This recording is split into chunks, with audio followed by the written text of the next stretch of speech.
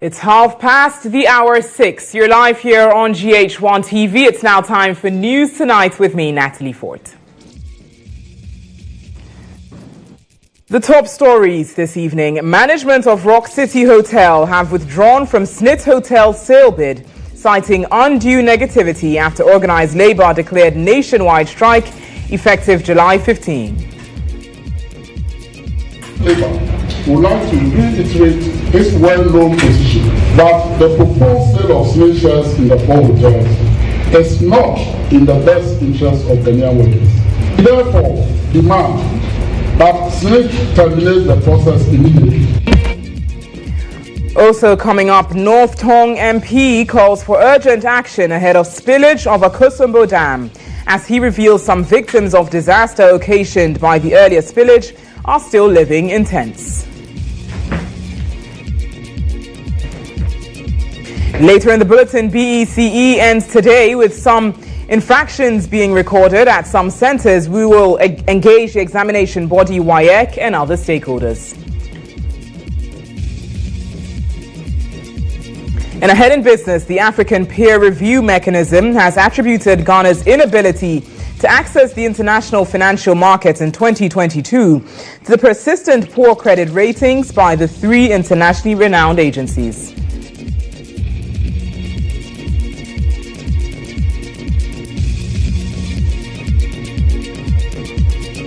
We've got the details of these stories and much more news here on News Tonight.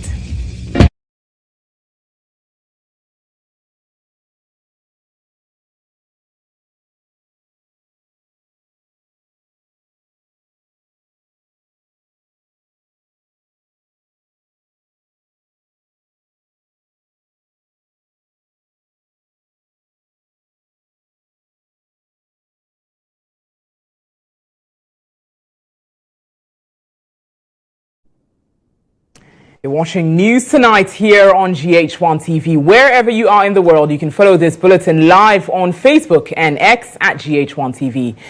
Let's settle down for the details now. Starting off with the top story, Rock City Hotel Limited, a company involved in the controversial transaction to purchase 60% shares in 6 hotels owned by the Social Security and National Insurance Trust, SNIT, has withdrawn its bid. This comes after organized labor declared an indefinite strike action following an approval by the National Pensions Regulatory Authority, NPRA, for the deal to proceed. You see the statement issued on your screens. This deal generating lots of controversy and backlash by key personalities in the country. The statement reads, and it's signed by Rock City Hotel, it reads, "Notice of withdrawal of bid. At all material times, we believed that we had participated in an internationally competitive bid and we're happy to have learned of our success, having edged out the other 15 organizations that participated in this process.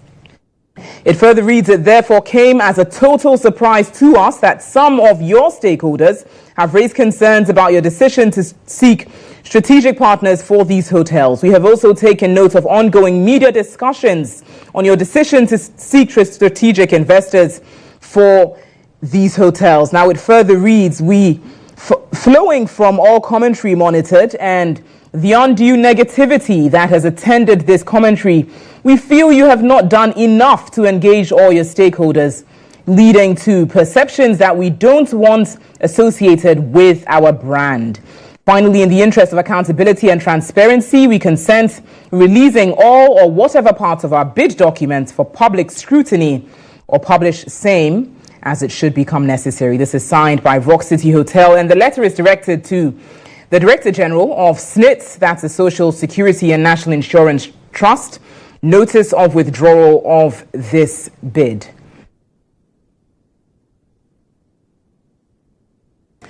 And we'll certainly bring you more on this development subsequently. We've had varied reactions to this, and Samuel Okudzeto-Ablakwa, MP for North Tong, has specifically noted that in his view, Rock City's withdrawal of this bid to buy these hotels is not enough. Well, more on that subsequently. Meanwhile, organized labor has announced effective July 15, it will embark on an industrial strike to protest the proposed sale of a 60% stake in 4 hotels owned by SNIT to Rock City Hotel Limited. Now, this was announced earlier at a press conference by Secretary General of the Trade Union Congress, Dr. Anthony Yauba.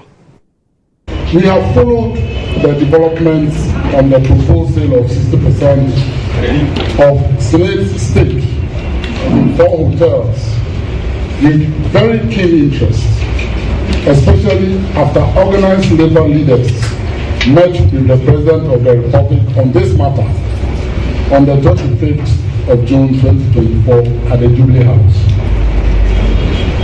Yesterday, 11th of July 2024, the Honorable Minister for Employment and Labor Relations, who is also responsible for pensions, made a statement in Parliament that MPRA have approved the sale of 60% of SNIT shares in the hotels. We recall that on the 28th of June 2024, the board of MPRA issued a directive to SNIT to suspend the negotiations with Rock City Hotel Limited. We therefore find it extremely difficult to understand how and why MPRA will turn around to approve such a flawed deal 2 weeks after the directive.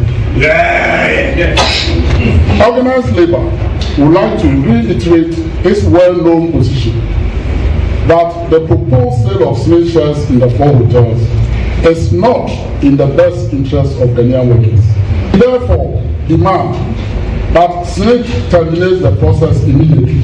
From Monday, 15th of July 2024, all workers in Ghana must not go to work until SNIT publicly announces the termination of the process for the sale of its shares in the hotel.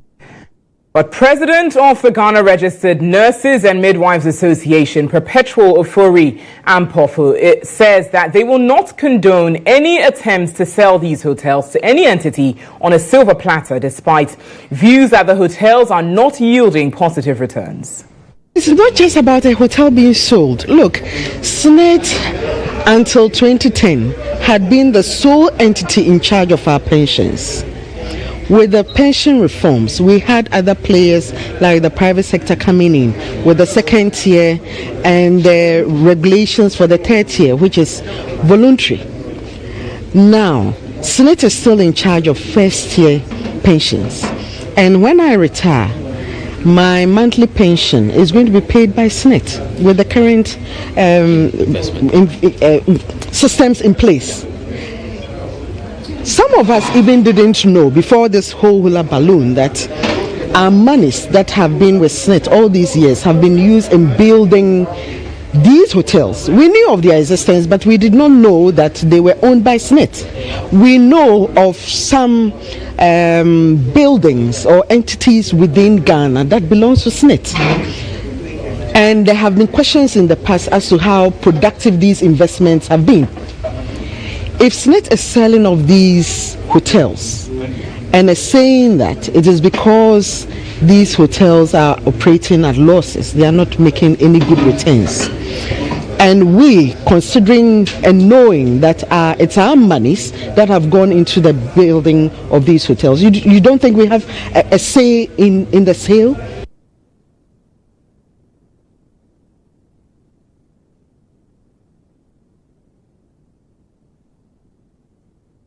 Well, let's stay on this issue. We've got governance expert Frederick Odro joining us via phone. Good evening to you, sir.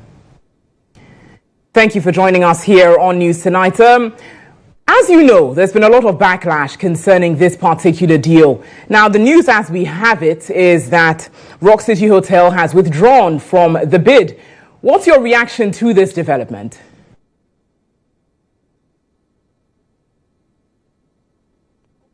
Hello, sir. Good evening. Are you hearing me, please?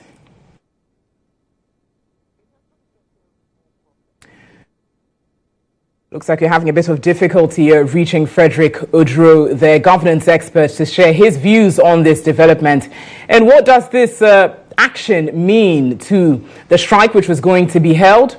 We'll certainly find out. Do stay with us here on News Tonight.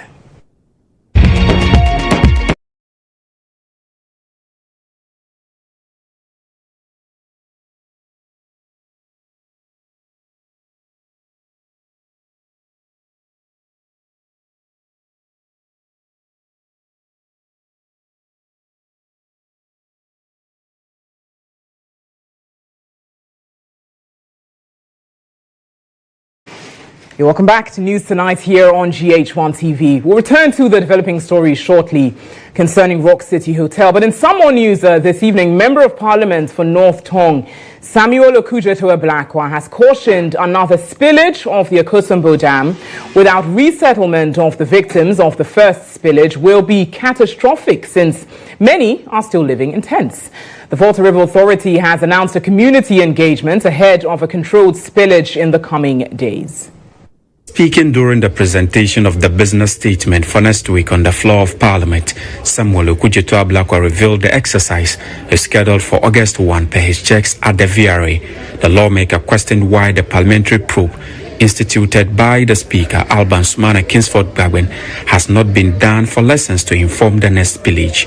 Mr. Speaker,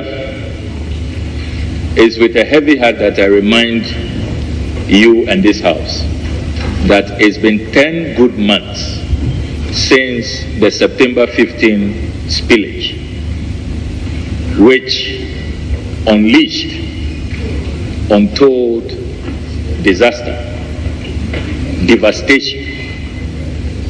More than 60,000 people were displaced. In my constituency, more than 12,000 people.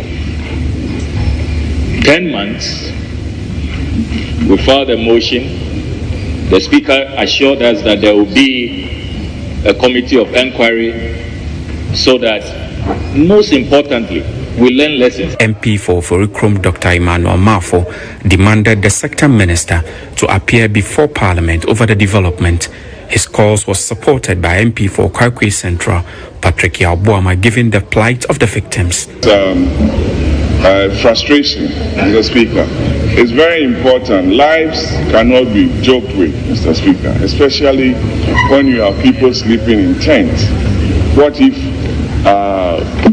the community is also faced with some other epidemic? We are talking about a very serious matter here, Mr. Speaker.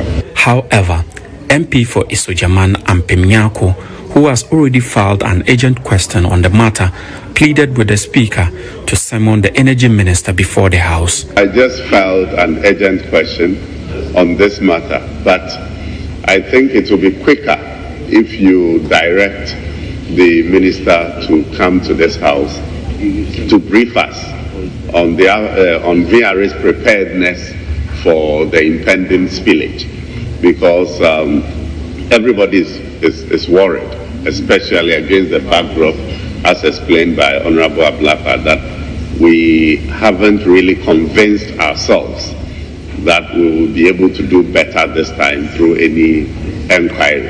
And so I think that from what the other contributors have said, if you are minded to direct the Minister for Energy to come to this House and brief us on what they have done after the last spillage and their preparedness to have a better spillage this time.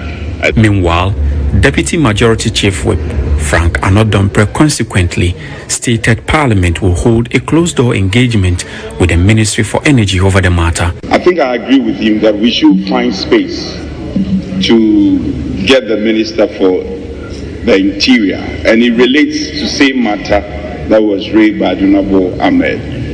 Either closed sitting or committee of the whole, but preferably should be closed sitting, since it's related to security matters, so that it will be addressed. News Tonight here on GHOne TV. Let's now return to our earlier story regarding the sale of the 6 hotels by to Rock City Hotel. And we've had development updates on this, is that Rock City has withdrawn from the SNIT Hotel sale bid. So we've got Frederick Odro, governance expert, joining us via Zoom. Good evening to you. I believe you're hearing me now. Now, what's your reaction to this issue? As you know, there's been a lot of backlash on this particular subject, and we know that there is a planned strike as well to take place. What's your reaction to this issue?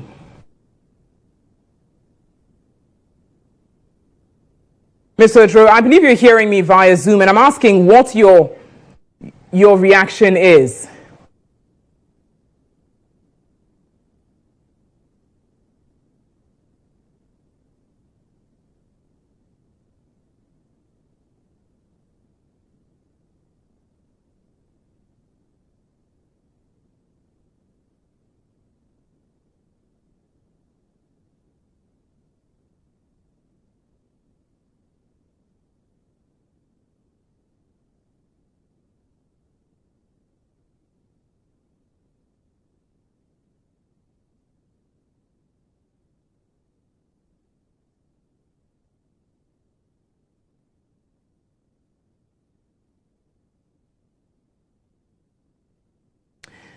Well, let's now engage King James Azotiba, who is the General Secretary of TEWU, of the TUC, on this development. Good evening to you, King James. Thank you for joining us here on News Tonight. Now, what's your reaction to this particular development, given the fact that you've previously expressed participating in this strike action, and following this development on Rock City withdrawing from the bid? What's your reaction to this, and what does it mean to the intended industrial action?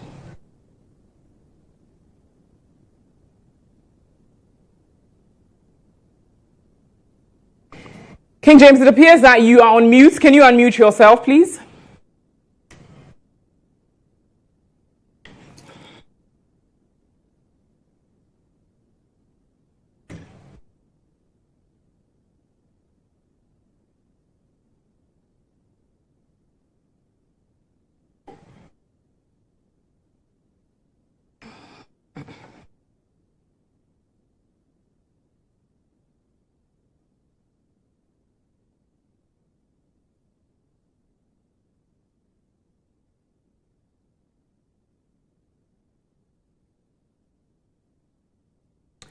Well, we'll certainly keep working the lines to engage stakeholders on this developing story and find out what the implications are on this intended strike.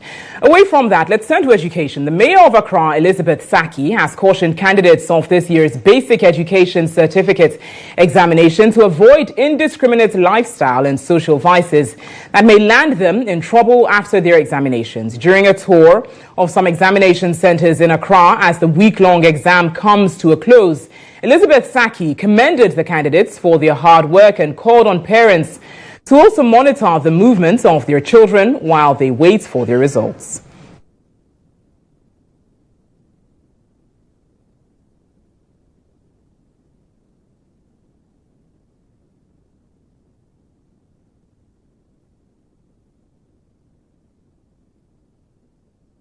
Well, let's now engage via Zoom Peter Antipate on this issue. Good evening to you, sir. Thank you for joining us here on News Tonight. Now, this is the concluding day of BECE within the country. What's your reaction to how it's the entire process has been?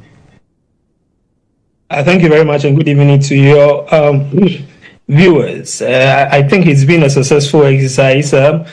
Of course, we know that this is the first batch of students that are writing the Common Core program for BECE, and the expectations were that they will be able to go through the exercise with minimal incidents. Of course, we know that definitely an examination of this level would have one or two hitches here and there, right. But interestingly, this year we have seen considerable improvement, although there were one or two incidents recorded.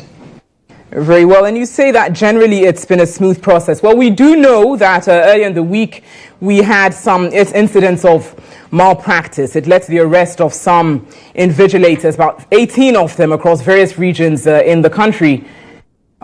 How do you react to that particular issue and how it marks the entire process? Yes, quite an unfortunate incident. But if you just oppose that with what we were experiencing previously, you would agree with me that is a reduction in the number of incidences. So, of course, it is not advisable for any teacher to engage himself in this exercise in that direction, because you are supposed to prepare the candidate for the exams, and especially at this stage that the student's life does not technically come to an end after writing this BECE, except that if he or she gets a 9 in English or maths, the student will definitely be placed. You have to allow the student to work with his own capability and ability to be able to know where his performances, and that is what we wish that every teacher would do. Unfortunately, we didn't get that, and some teachers found themselves in that light. I have said that these teachers should, apart from the investigation and other things that WAEC is doing, WAEC should officially report these teachers to the National Teaching Council for them to also take actions on this behavior, which constitutes professional misconduct.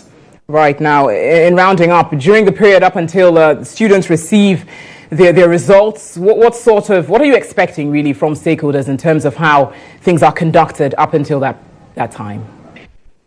Well, we are expecting that WAEC will work around the clock and release the results in time as the students also prepare to enter secondary education. I'm thinking that we should get to a system whereby the 2-3 months that students are waiting, there could be an avenue for students to also engage in the additional training whilst they wait for their results. I'm thinking that we, as a country, should be thinking around that students should not just be left alone for 3 months, walking about doing things that are not profitable to them, but we can institute certain short time training, skills development programs for these kids whilst they wait for their results. And I'm hoping that WAEC would expedite action on this, and definitely when school, the new academic year begins in somewhere September, October, these kids will be ready to go to school.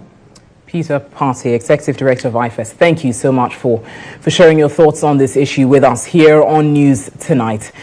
Away from education, let's turn to politics, as founder and leader of the New Force movement, Nana Kwame Bediako, has officially announced he will be running as an independent presidential candidate in the December 2024 elections.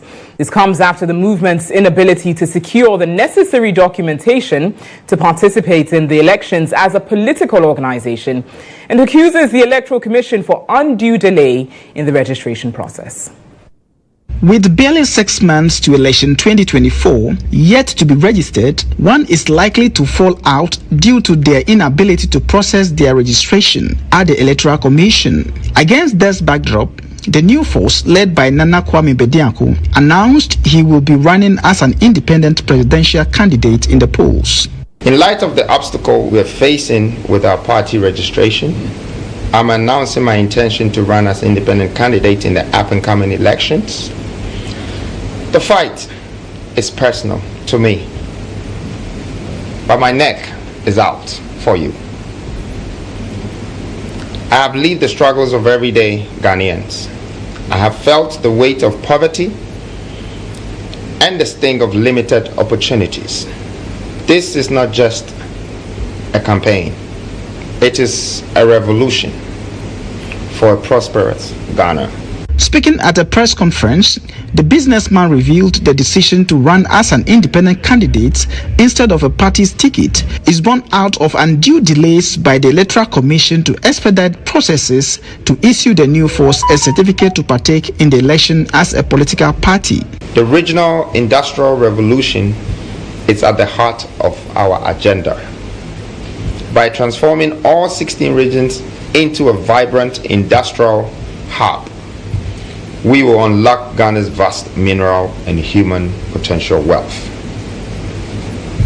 The transformation will create millions of jobs, reduce poverty, and spread prosperity for beyond Accra and further. We are building a future where every Ghanaian can dream big and achieve. On his vision to transform the economy, the businessman indicated he intends to make Ghana an export hub for finished goods.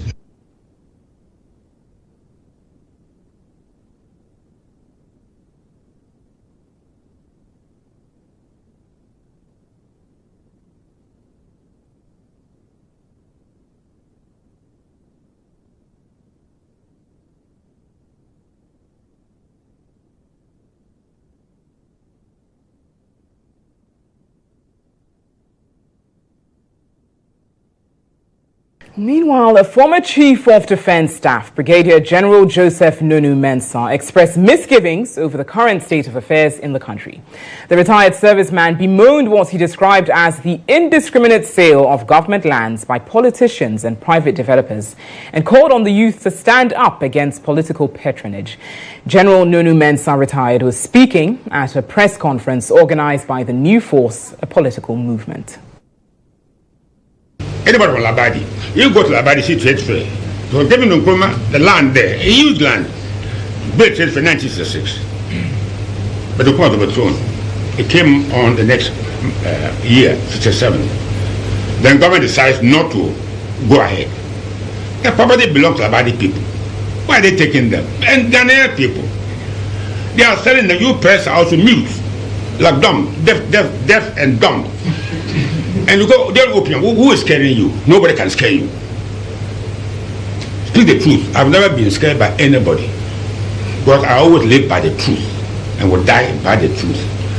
Why are you selling the land there? You go to Makola, go to old Kingsway, driving down Cocoa Board to ETC. See the women on the street. That makes me sick. My mother never sold food stuff on the streets. Yet we don't care. Well, our land cruisers, we never around. And then we sell the assets.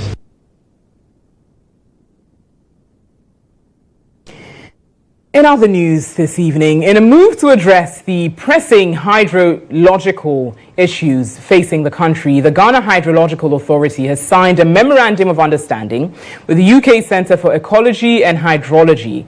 Speaking during the event's Chief Executive Officer of the Ghana Hydrological Authority, GHOne intimated that the MOU offers an opportunity for Ghana to enhance its technical expertise, apply research in a practical context, and contribute to the global water resource management and climate adaptation.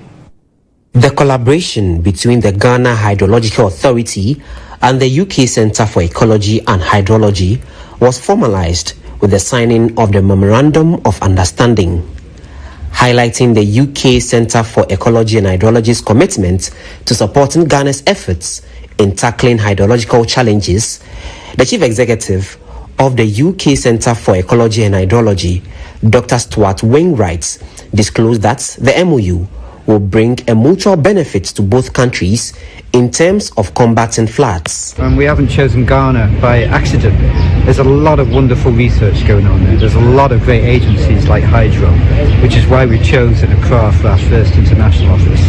In terms of the most pressing issues, it's something that all nations are facing. Adaptation to climate change. Our climate is changing fast, and that's presenting new challenges to us. I can see in Accra, in Ghana, that there are a few different challenges to the UK as well. The rate of urbanisation and the behaviour of some aspects of society, I can see are having a real impact on flooding risks. In the UK, we've got our own challenges, all right? We're not always building things in the right places. We've probably got some of those same challenges here as well. According to the Chief Executive of the Ghana Hydrological Authority, GHOne, the partnership will help leverage expertise of the authority to develop innovative solutions to Ghana's hydrological bottlenecks, which includes flooding, watershed management, and expressed optimism about the partnership. The UKCH has been in this business for a very long time. They have made a lot of impact globally. There's a lot of technology that they have access to that we don't. There's a lot of research knowledge that they have that we don't. And so this partnership is going to help build our capacity to enable us, access, cutting-edge technology to support the work that we do in Ghana.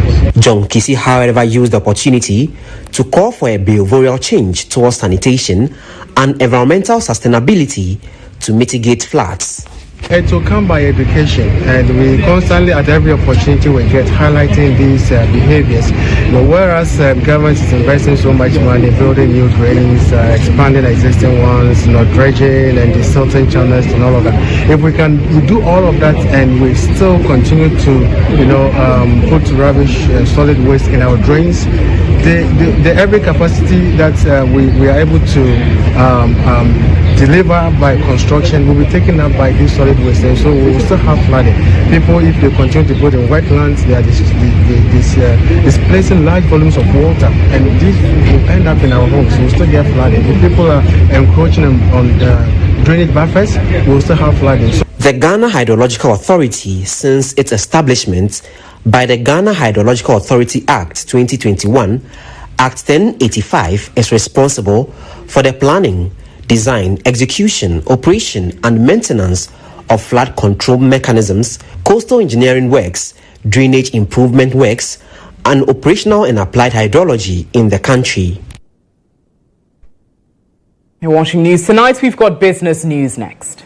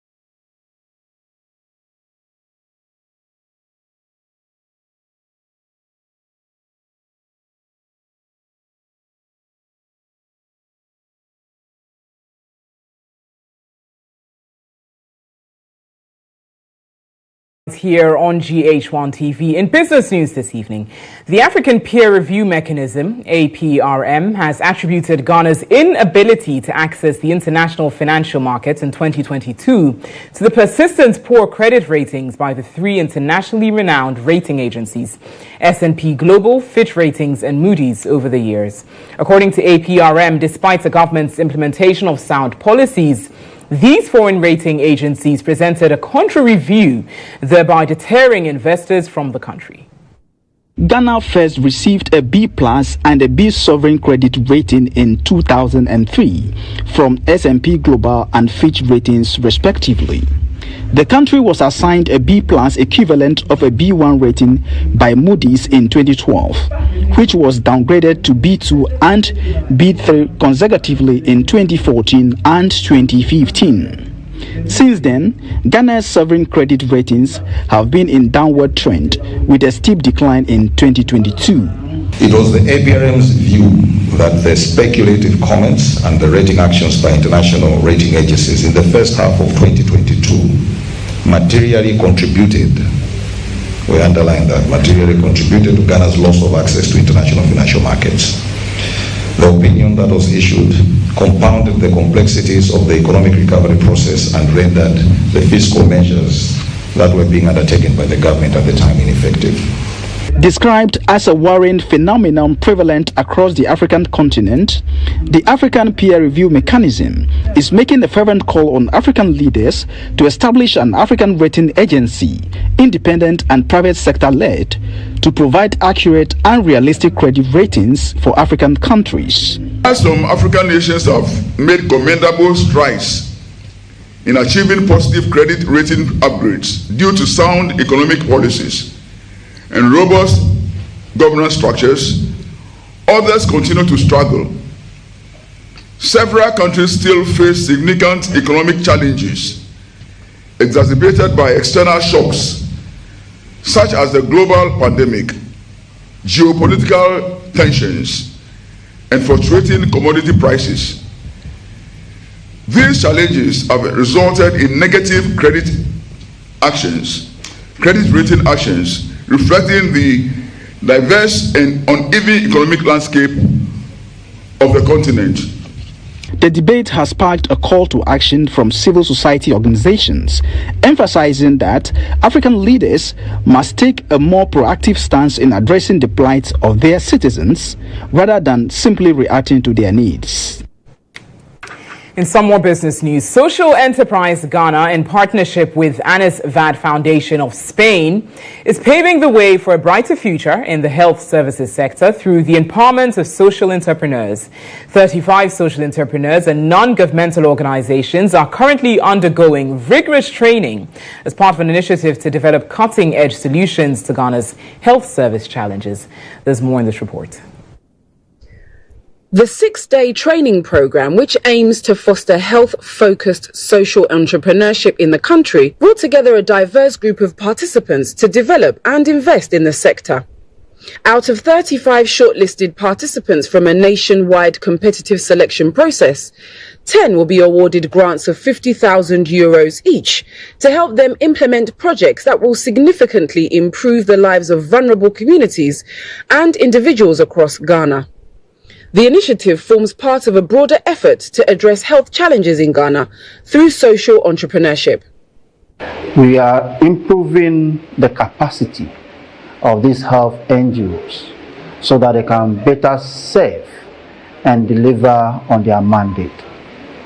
We are providing them training in areas including identification of the neglected tropical diseases, how they can deliver on supporting and training the communities that are affected by NTDs. Country focal person for Anis VAD Foundation, Mahama Nantogma Ziblim, said the expertise and guidance for participants is crucial in equipping them with the skills and knowledge needed to make a lasting impact.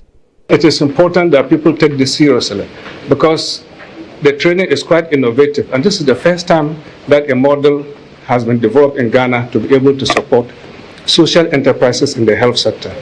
And so the certificate that people will get from here will help them not just to receive funding from bad, but will also help them in applying to other enterprises that can be able to support them address this area. Some participants shared their experiences and expectations for the program, highlighting the potential for significant change in their communities. Our expectation is that we will be able to understand the concept of social enterprise, the different models of social enterprises, and even the simulation session that will help us to see social enterprises really at work. Because as a non-profit organization, one of our challenges has been attracting resources and secure funding to do our project and sustain the impact of our work. People need to get the knowledge. If you don't have the knowledge, you cannot do anything. And so after this training, we would also organize sort of step-down training for our staff and even our population to give them more skills in whatever they are doing. By investing in those innovators, Anisvad Foundation and Social Enterprise Ghana are contributing to a healthier, more resilient society. That's all the business news we've got for you this evening. Sports news is next.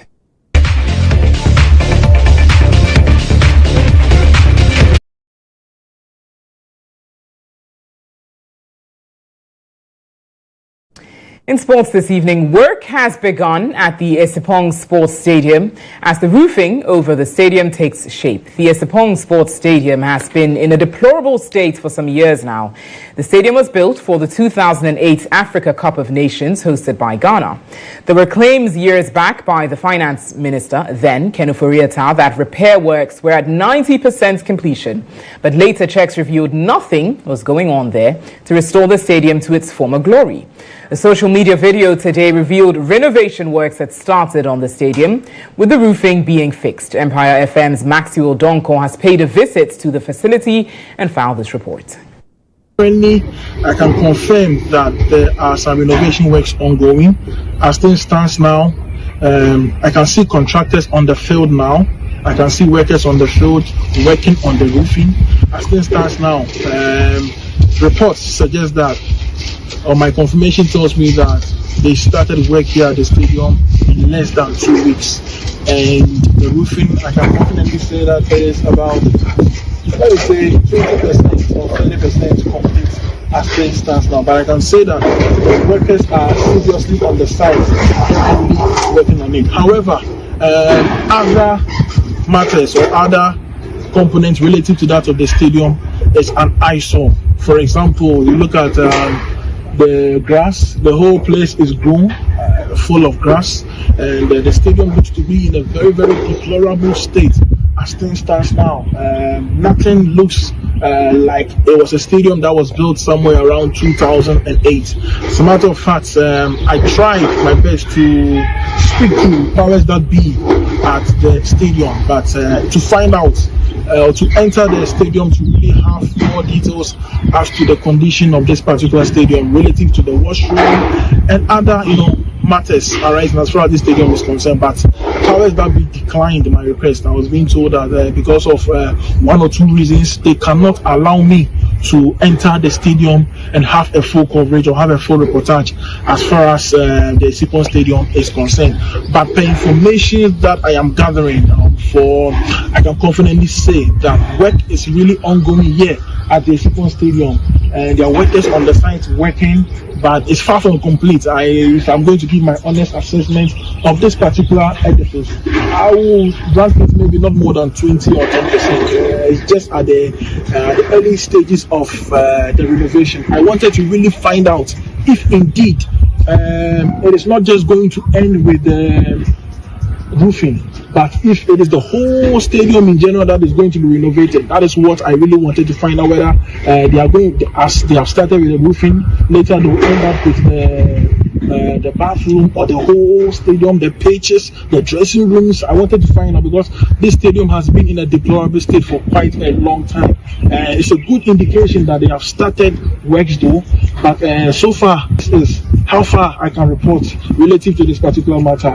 It is true that work has begun here at the Esipong Stadium. Workers are on the pitch working on the roofing, but the stadium in general is in a deplorable vulnerable states. My name is Maxwell Donko from Empire FM Sports, reporting for GHOne TV. We'll see how that develops and bring you more on it subsequently. In some more sports news, Ghana forward Ibrahim Osman has been unveiled by English Premier League side Brighton and Hove Albion. The 19-year-old joined Brighton in the summer transfer window after agreeing terms with the club in January. Osman joined the Premier League side for the first time this week and took part in pre-season exercise at the club's training complex. He will be travelling with the team to Japan to continue preparations ahead of his debut campaign in the most popular league in the world.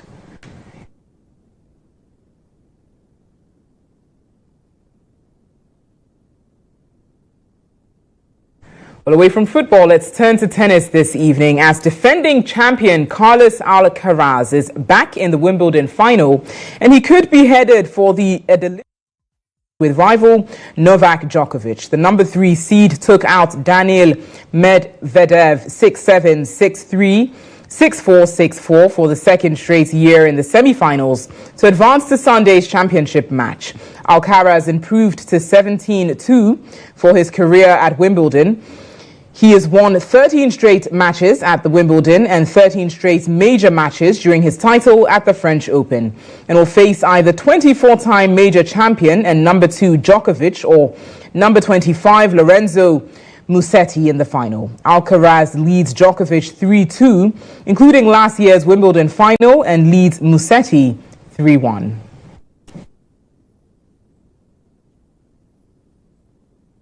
Well, that's all the sports this evening. Entertainment news is next.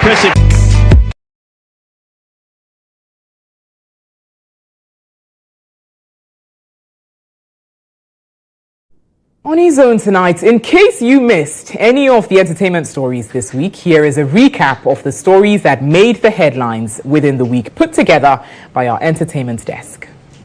Just when Ghanaians were recovering from the Chef Smith cookathon saga, Ghanaians had to relive it all again after Chef Smith sat in a teletour interview with media personality Sewa Amihie, where he unraveled the rationale, the process and the end game of his well-curated scam, served to Ghanaians on a rather cold platter. I don't deserve to live, but I say, it has landed me this way. I am sorry, and I beg the entire nation.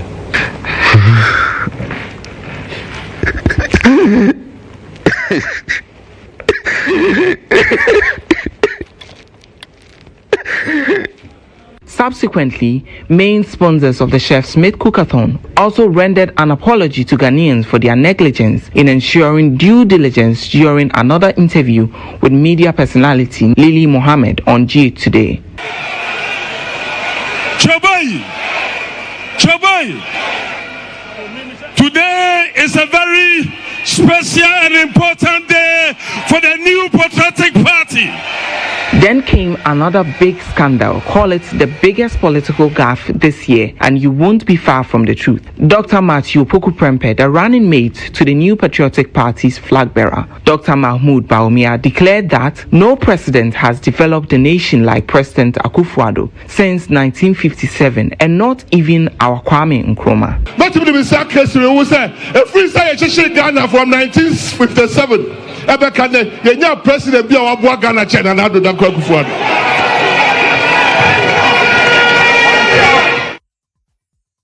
The 7 back on there, more from Kwame Nkrumah, more from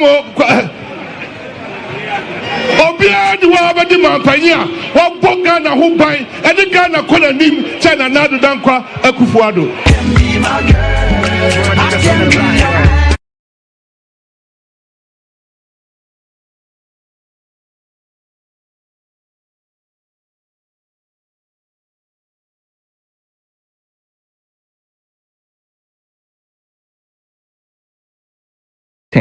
The landlord, also described as the highest, delivered on his promise to gift his fans on his birthday as he drove his new music video with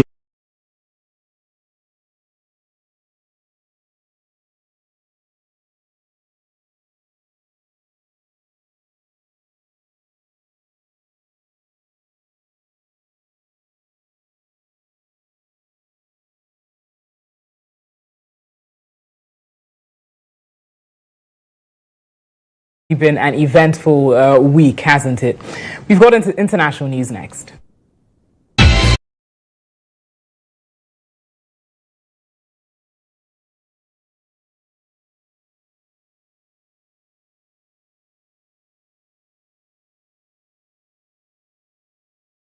US President William Ruto has announced the resignation of Inspector General of Police Japheth Kume, his deputy Douglas Kanja appointed in acting capacity. Kume's surprise resignation was announced on Friday afternoon by State House spokesperson Hussein Mohammed in a statement to newsrooms. Quote, His Excellency William Ruto has on this day, 12th day of July 2024, accepted the resignation of Japheth and Kume as Inspector General of the National Police Service, unquote. The statement reads in part. Mr. Kume has been under fire over arbitrary arrests and abductions by police during the recent anti-government protests. The police service came under heavy public criticism, with human rights organizations announcing that police killed at least 39 people during the countrywide protest triggered by the now withdrawn Finance Bill 2024. The IGP was particularly criticized by politicians and members of the public for remaining silent and failing to address accusations of brutality by his officers. The changes in the police service come a day after President William Ruto dissolved his entire cabinet, ostensibly to calm down the public dissatisfaction with his administration.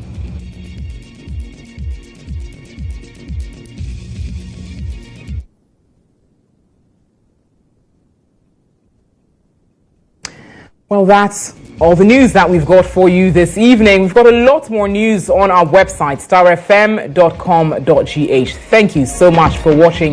The bulletin this evening was produced by Abdul Hanan Adam. I'm Natalie Fort. Have a great weekend.